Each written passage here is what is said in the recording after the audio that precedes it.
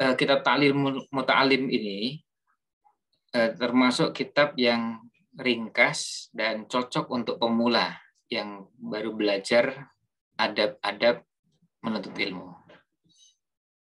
Dan penulisnya dikenal dengan Imam Az-Zarnuji, Burhanul Islam Az-Zarnuji. Ini kitab yang sangat populer. Biasanya orang belajar adab thalabul ilmi, adab menuntut ilmu, rujukannya banyak, tapi salah satu rujukan penting adalah kitab Ta'limul Muta'alim ini. Dan ini sudah ada versi terjemahannya, kemudian ada versi syarahnya yang dikenal di kalangan para ulama. Nah, Anda kan coba untuk mengenalkan kepada ustaz sekalian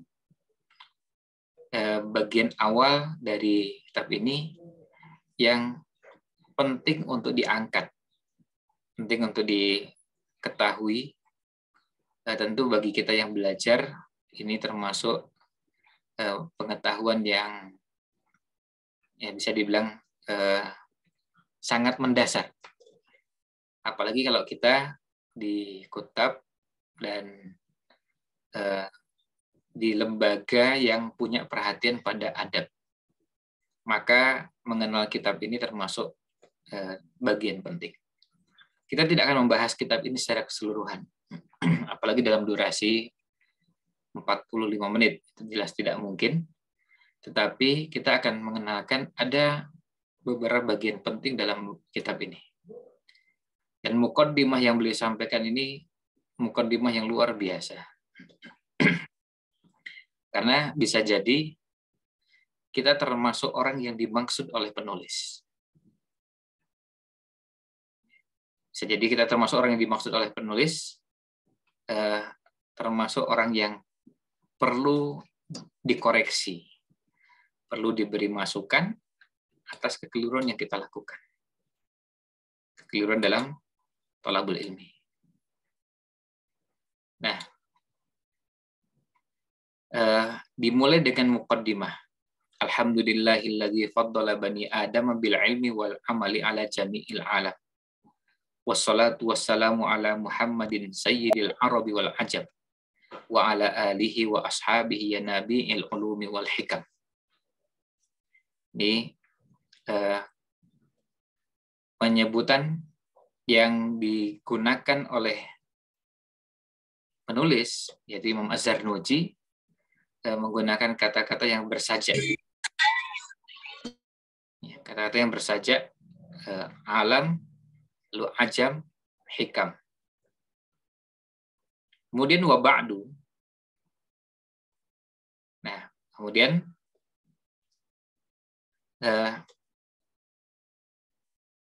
beliau mengawali dan menjelaskan tentang fenomena yang beliau dapati di zamannya, dan itu juga ada di zaman kita. Kondisi itu ada di zaman kita. Nah, kita lihat di sini, beliau mengatakan, falamma ra'aitu katsiran min tullabil ilmi fi zamanina. Ketika saya melihat banyak dari tullabil ilmi, banyak dari penuntut ilmu, fi zamanina, di zaman kita ini, yajidduna ilal ilmi wala yasiluna. Mereka bersungguh-sungguh menuntut ilmu, tapi mereka nggak sampai. Mereka nggak sampai. Wa mim manafi'ihi wa samaratihi, dan di antara manfaat dan buah dari ilmu adalah wahiyal amalu bihi wan nashru, yaitu mengamalkan dan menyebarkan ilmu ini. Yuhramuna, mereka terhalang dari mendapatkan manfaat tersebut. Lima annahum akhtau tariqahu. Hal itu karena sesungguhnya mereka telah keliru menempuh jalannya. Mereka keliru menempuh jalan apa? Jalan thalabul ilmi. wa taraku syara'itahu, dan mereka meninggalkan syara'itahu, syarat-syaratnya.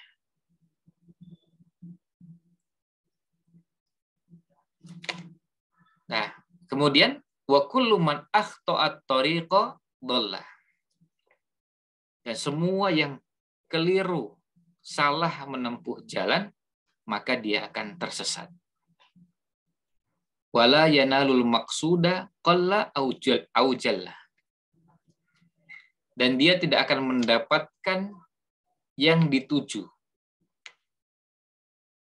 baik sedikit atau banyak, atau baik sedikit sampai pada hal-hal yang besar, yang mulia.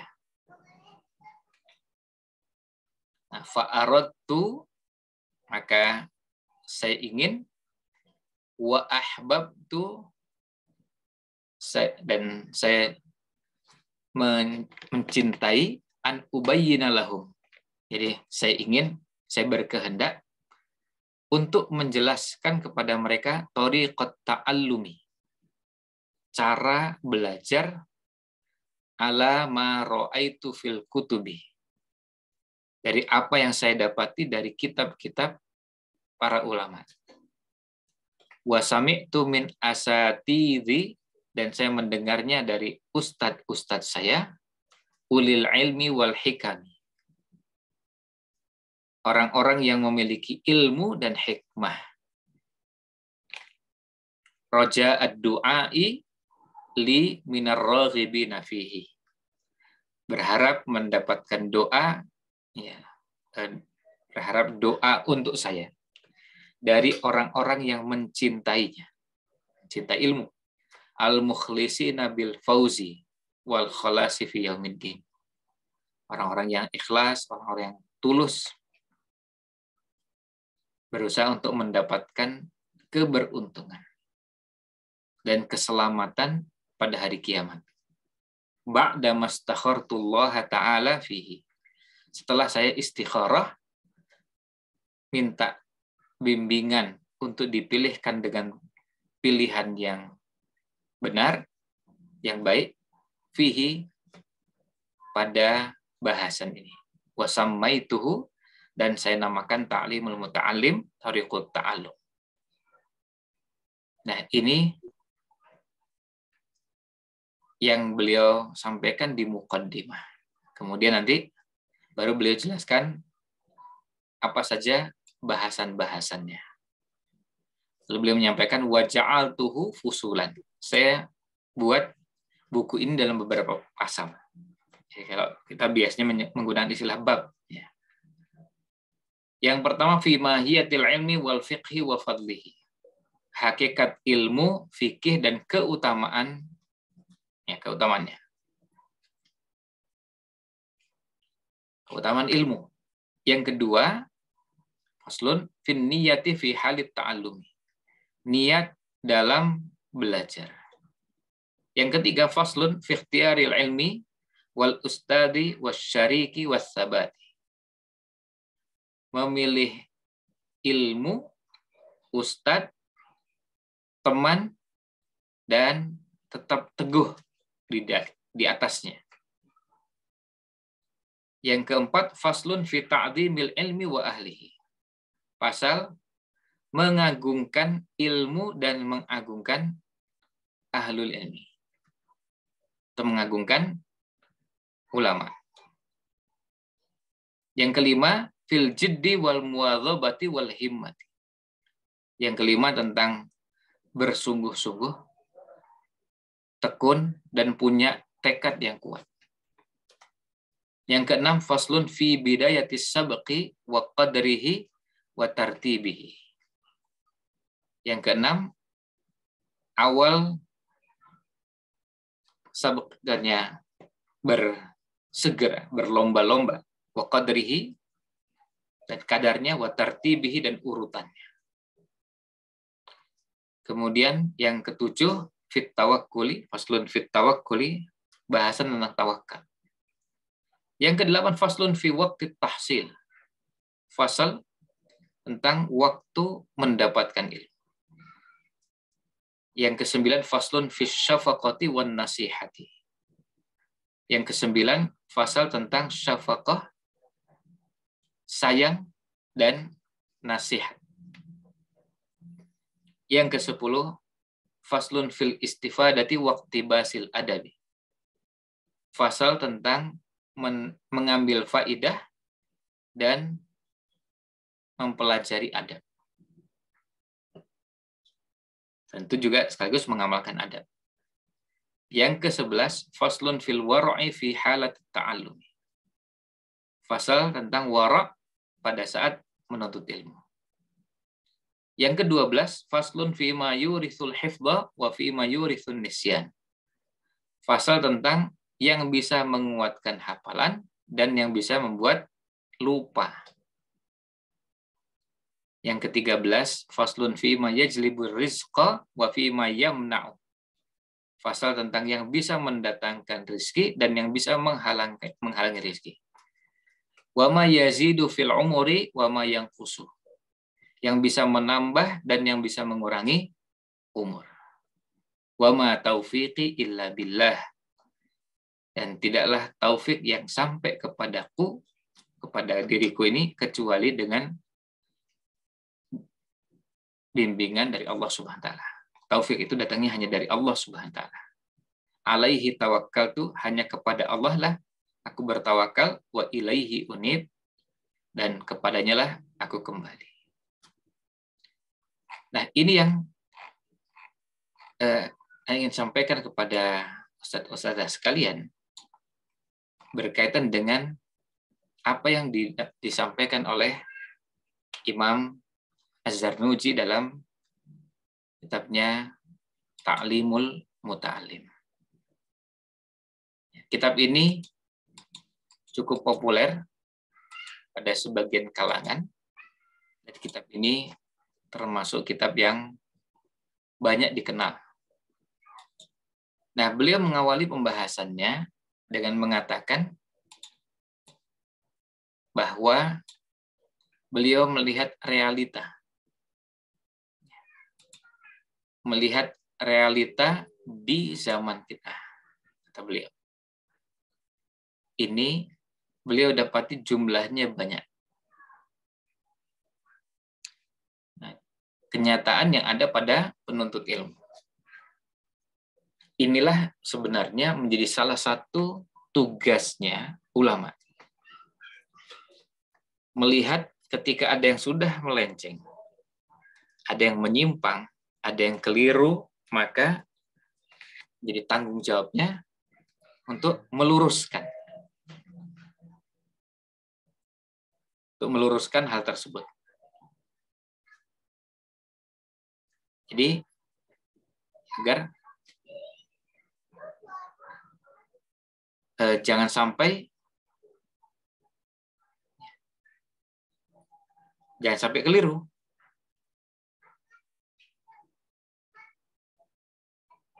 Nah, bisa jadi orang menyimpang, orang keliru, orang tersesat, dan ini perlu untuk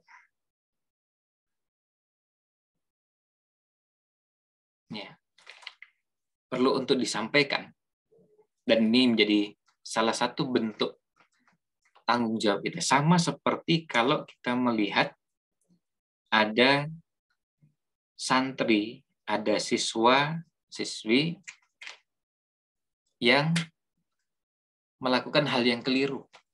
Nah, kalau sampai keliru seperti itu, maka perlu perlu untuk diingatkan. Dan menjadi tanggung jawabnya perlu menunaikan nasihat. Agar jangan sampai ini terulang. Ya. Karena kekeliruan itu bisa terjadi pada siapapun. Dan yang menarik yang beliau cermati adalah kekeliruan, kesalahan yang terjadi pada penuntut ilmu dalam caranya menuntut ilmu. Sebentar, saya matikan dulu nih ya. Oh ya, sudah.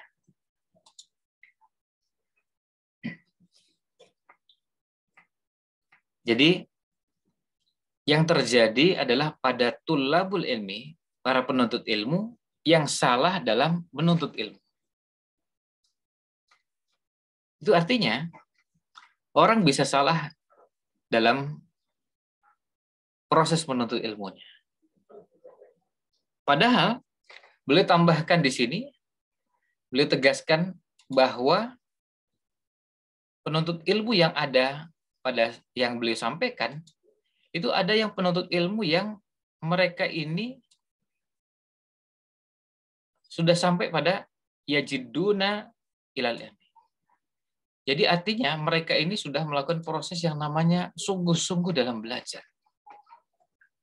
Al-jid. Ya.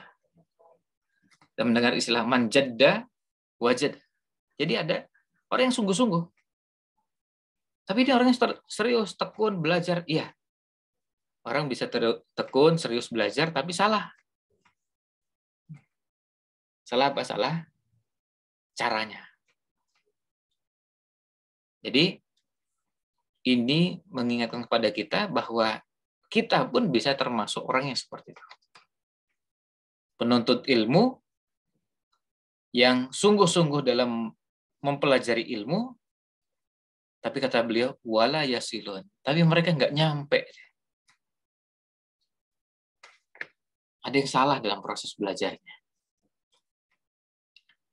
Sampai-sampai ada yang kebolak-balik antara mana yang fardu ain dengan fardu kifayah. Mana yang harusnya sudah diketahui, mana yang bisa diketahui belakangan. Karena apa? Karena ada yang salah dalam proses belajarnya. Jadi kesalahannya adalah kesalahan pada proses thalabul ilminya. Jadi ini menjadi latar belakang beliau menulis buku ini. Jadi ini latar belakangnya. Yaitu apa? Beliau mendapati ada yang sungguh-sungguh dari para penuntut ilmu. Tulabul ilmi, sungguh-sungguh menuntut ilmu, tapi nggak nyampe. Dan parah deh. Parah sekali kalau sampai ada tulabul ilmi, sungguh-sungguh menuntut ilmu, tapi nggak sampai pada ilmu yang dikehendaki. Dan ini penting untuk kita cermati bahwa ketika di sini disebutkan bersungguh-sungguh dalam mencari ilmu, berarti apa? Berarti yang bersangkutan bisa jadi membaca dan membacanya banyak, tapi salah. Bisa jadi hadir di majelis, tapi salah. Bisa jadi mendengarkan taklim, tapi salah. Apa yang salah dalam proses-proses itu? Nah, inilah yang ada dalam buku. Bisa salah memilih buku, salah memilih guru, salah memilih tahapan dalam belajar sebuah ilmu. Karena apa? Karena nggak ngerti mana yang ditempatkan pada urutan pertama, mana yang kedua. Saya pernah cerita di salah satu majelis, saya lupa di tempat kita apa sudah pernah cerita bahwa saya pernah minta mahasiswa. Saya biasa ngasih tugas kalau dulu sebelum pandemi, kalau pas bertepatan dengan Islamic Book Fair di UNY misalnya, beberapa tahun belakangan kan sering di GOR UNY. Nah, ketika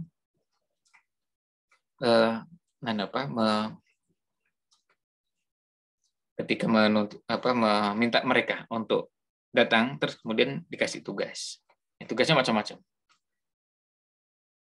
Nah, tugas, tolong cari buku tentang sholat. Ya, tolong cari buku tentang sholat.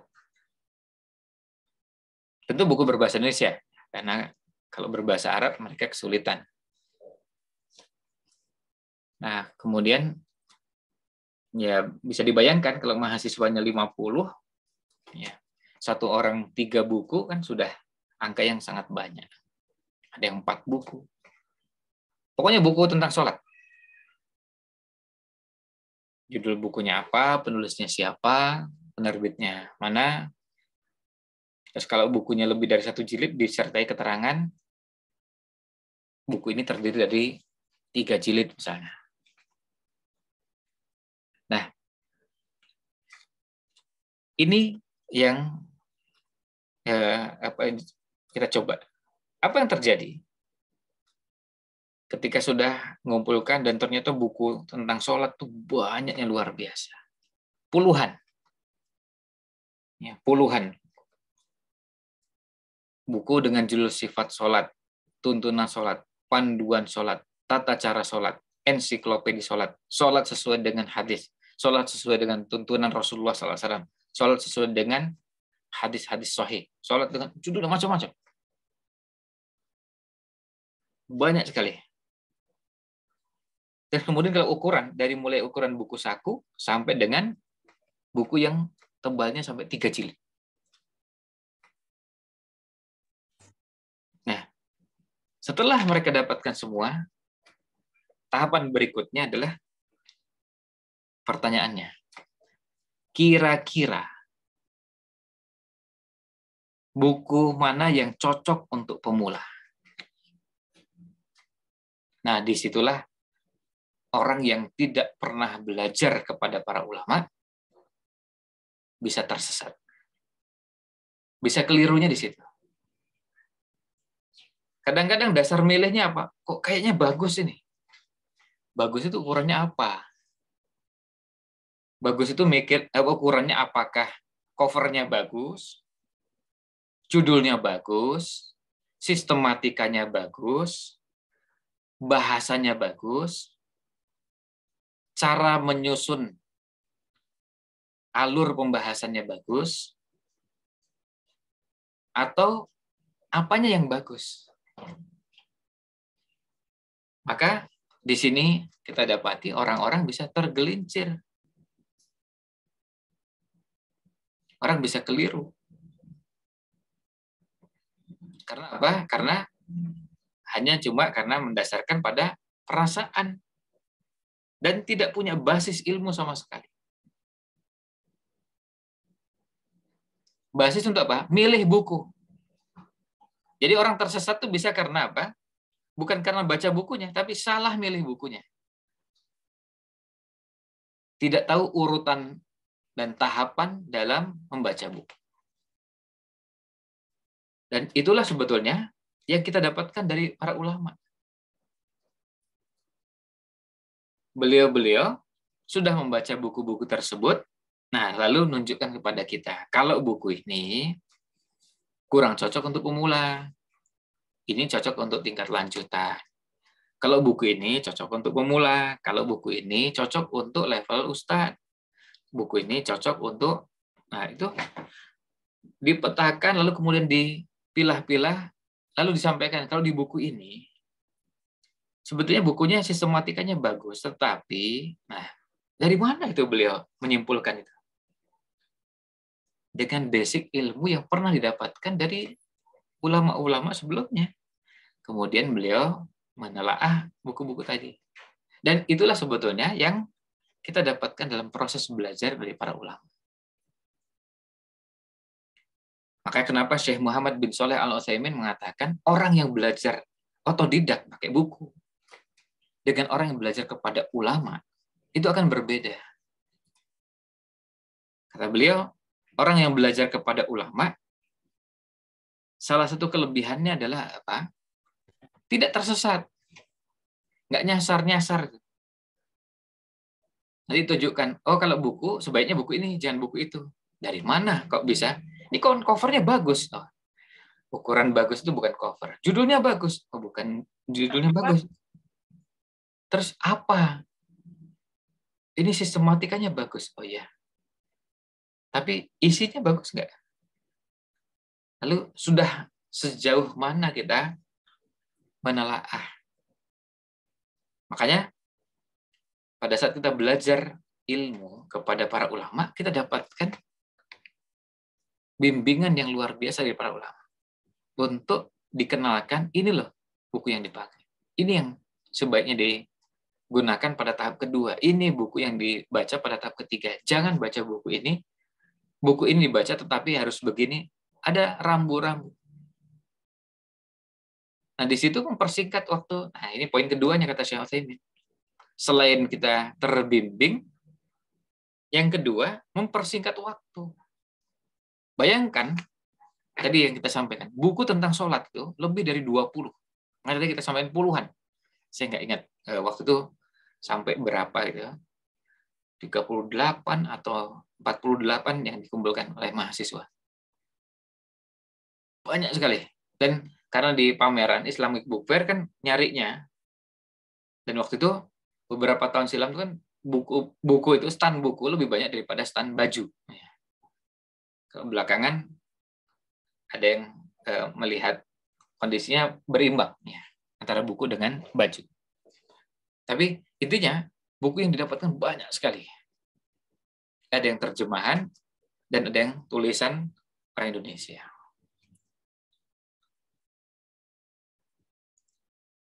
Judulnya macam-macam. Tapi semua kata kuncinya apa?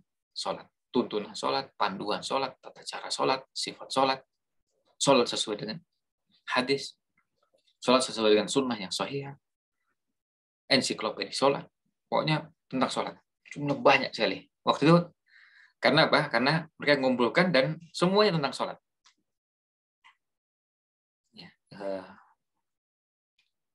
Nah, kesulitannya di situ. Bisa jadi buku ini bagus-bagus semua, tapi masalahnya adalah kita nggak tahu urutannya. Apakah kalau buku itu tipis, berarti urutannya didahulukan? Oh, enggak juga. Itu cara pandang yang jelas, pasti keliru. Karena ada buku-buku lama tipis-tipis, tapi isinya luar biasa, dalam. Ada ulama-ulama, ada beberapa ulama, Imam Ibnu Rajab misalnya, coba lihat buku-buku beliau. Ada buku-buku beliau yang tipis. Ada nggak? Bukan tebal berjilid-jilid, cuma satu jilid itu pun tebalnya nggak seberapa. Bukan ratusan, sampai 300, 400, 200 ya nggak nyampe. Ada bukunya yang tebal, yang tipis. Meskipun juga ada yang tebal. Tapi apakah tipis itu menunjukkan bahwa itu lebih ringan, sederhana, mudah ketimbang yang tebal? Nah, ini salah. Ya, tentu berbahaya kalau ukurannya tipis tebal. Ya. Lalu ukurannya apa? Penerbit jelas nggak mungkin. Dan mustahil kita mengatakan bahwa kalau ingin tahu buku, lihat penerbitnya. Kalau penerbit ini berarti buku-buku untuk pemula. Penerbit ini buku-buku untuk tingkat lanjutan. Buku-buku ini kalau dari penerbit ini untuk tingkat dai dan seterusnya. Banyak penerbit yang menerbitkan buku untuk semua kalangan. Ada yang untuk pemula, ada untuk kalangan lanjutan, dan isinya campur. Lalu apa ini panduannya? Nah, bimbingan ulama itulah yang membantu kita mendapatkan jalan, petunjuk. Dan itu mempersingkat, kata Syekh Utsaimin. Mempersingkat karena apa? Kita nggak perlu membaca semuanya. Alhamdulillah, beberapa ulama yang telah mengarahkan itu, beliau sudah membaca semua.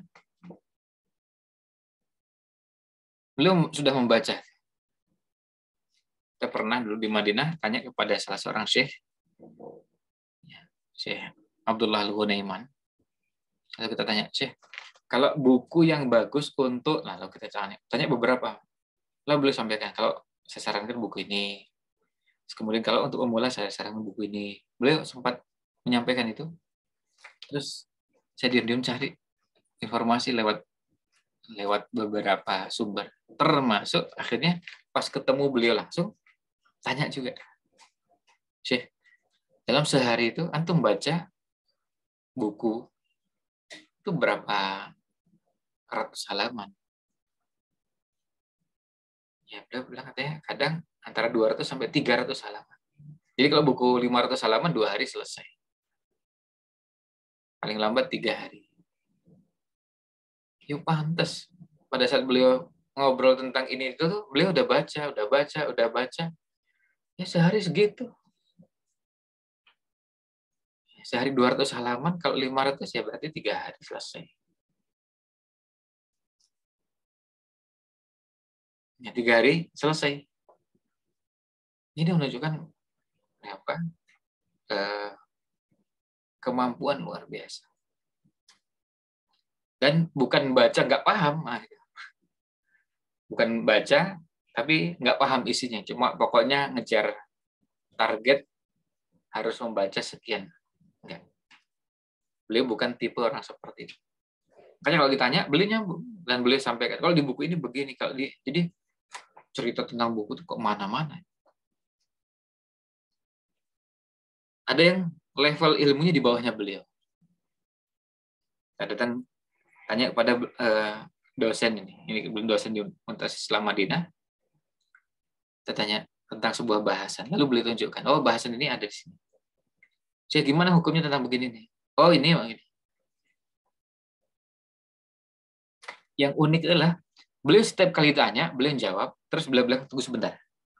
Beliau masuk, lalu beliau tunjukkan kitab yang tadi beliau sampaikan, ya, beliau sampaikan ungkapannya secara lisan, lalu beliau ambilkan bukunya, kemudian dibukakan kitabnya sampai kepada halaman di mana kalimat itu ada.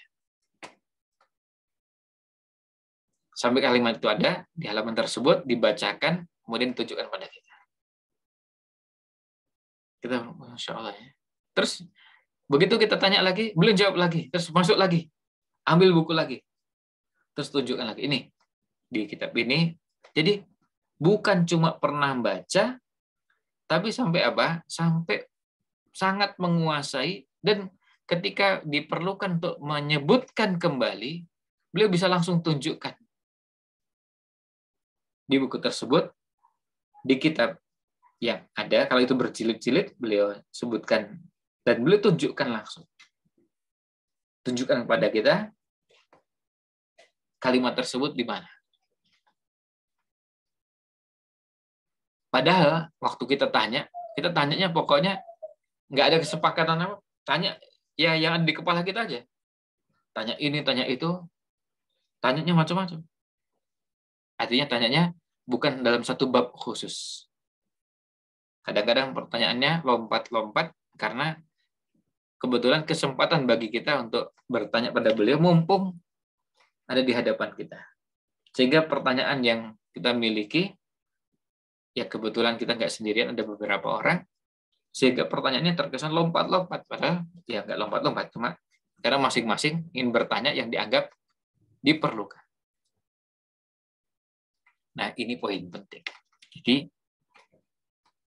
ini terapannya bisa kemana-mana. Saya ceritakan lagi, saya juga pernah berkunjung dan ketemu dengan salah seorang ustadz, lalu beliau menunjukkan kitab-kitab di laptopnya. Ini kitab-kitab di mazhab Syafi'i, kitab-kitab di mazhab ini, mazhab itu, kemudian usul fikih, kemudian ada lagi qawaid fiqhiyah, ada qawaid tafsir, ada lagi. Nah, saya waktu itu cuma lihat ada persoalan sederhana dari semua itu. Buku usul fikih misalnya. Buku usul fikih yang disebutkan di situ, ditunjukkan di situ, lebih dari 20. Pertanyaan sederhananya. Dari semua buku usul fikih yang ada itu, mana yang cocok untuk pemula seperti saya misalnya, yang baru pemula. Nah, ini contoh perlunya ada yang membimbing. Ke bab akidah begitu, bab fikih juga iya, masuk ke bab hadis juga sama. Bisa jadi sudah belajar sungguh-sungguh, ternyata keliru. Keliru apa? Keliru tahapan dan urutannya.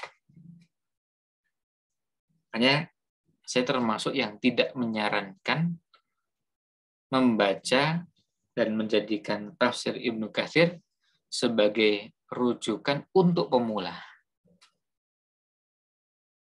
Tapi kalau untuk tingkat lanjutan, setuju. Tapi kalau untuk pemula, tafsir Ibnu Katsir yang ada, ulasannya, Masya Allah luar biasa, kaya sekali. Tapi bisa membingungkan karena bahasannya panjang. Coba lihat di tafsir Ibnu Katsir bahasan A'udzubillahi minasyaitonirrajim dan bahasan Bismillahirrahmanirrahim. Apa 1-2 lembar selesai? Oh enggak. Masih ada lagi berapa halaman. Jadi ini menunjukkan betapa luasnya. Nah, tafsir Ibnu Katsir, tafsir Qurtubi, tafsir Thabari, itu tafsir bagus-bagus semua, tapi tidak cocok untuk pemula. Fathul Bari, apakah cocok untuk pemula? Tidak cocok untuk pemula. Makanya kadang-kadang kita mendapati ada orang yang belajar dan tidak urut, tidak bertahap, belajar yang serabutan, akhirnya apa? Pemahaman yang ada bisa pemahaman yang tidak membangun konsep ilmu dengan baik. Tidak tertata dengan baik. Karena apa? Karena tadi nggak ngerti tahapan dan urutannya. Dan kalau kita bicara tentang tahapan dan urutan dalam thalabul ilmi, itu bukan karena kita di kutab, bukan. Itu memang metodenya para ulama sejak dulu. Caranya memang begitu. Dari dulu ulama itu belajar itu bertahap dan urut. Nah, dan di sini beliau sebutkan tidak sampai kepada buahnya ilmu, hasilnya ilmu, manfaatnya ilmu dalam bentuk amal, lalu menyebarkan ilmu. Ada yang belajar dan belajar, tapi kapan ini ngajarnya? Kapan menyebarkan ilmunya? Kenapa ini terjadi? Karena mereka keliru memilih jalan. Jalan apa? Jalan thalabul ilmi. Akhtau thoriqah. Mereka keliru jalannya. Mereka keliru jalan dalam menuntut ilmu. Nah, di sini masalahnya. Jadi, lihat, beliau bukan mengatakan ilmunya yang salah, bukan. Kayak tadi misalnya, ini tafsir. Tafsir kan bagus. Oh iya, bagus. Tafsir Qurtubi, bagus. Tafsir Ibnu Katsir, bagus. Cocok untuk pemula? Enggak.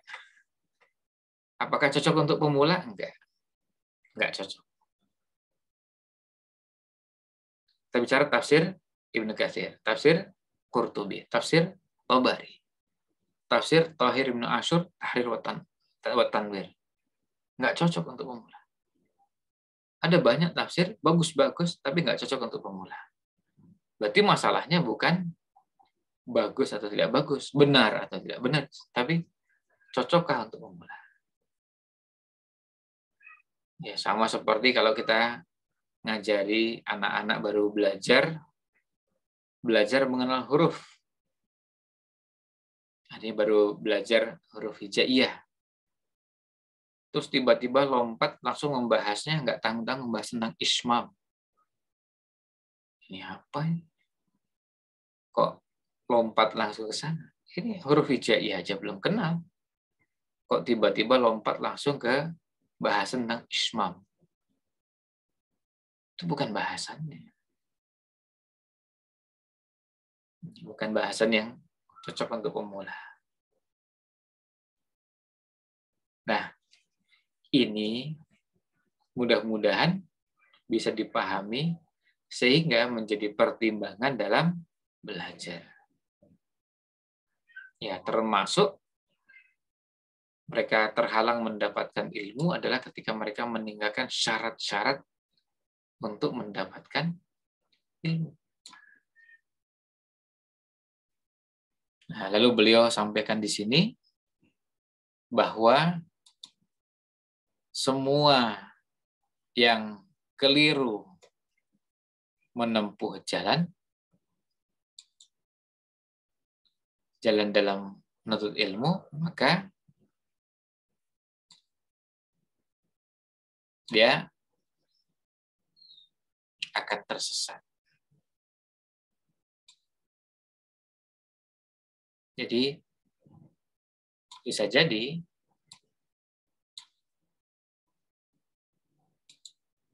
masalahnya adalah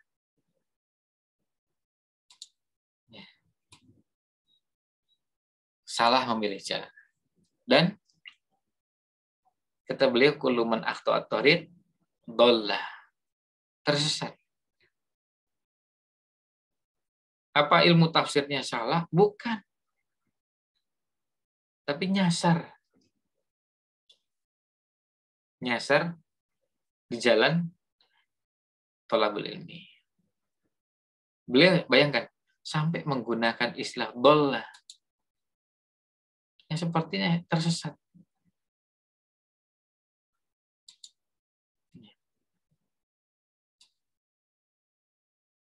Jadi ini orang yang keliru dalam jalan menuntut ilmu.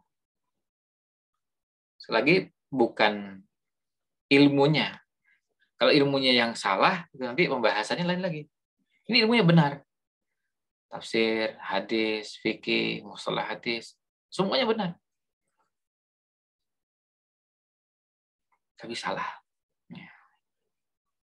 Nah, ini yang ingin sampaikan, dan kata beliau, saya ingin menjelaskan jalan ta'allum, jalan belajar. Jadi beliau berangkat dari melihat kondisi yang ada, maka beliau ingin menjelaskan kepada orang-orang, termasuk kepada kita, apa yang dijelaskan? Nih, thariq ta'allum, jalan dalam belajar. Ini loh jalannya. Ini jalannya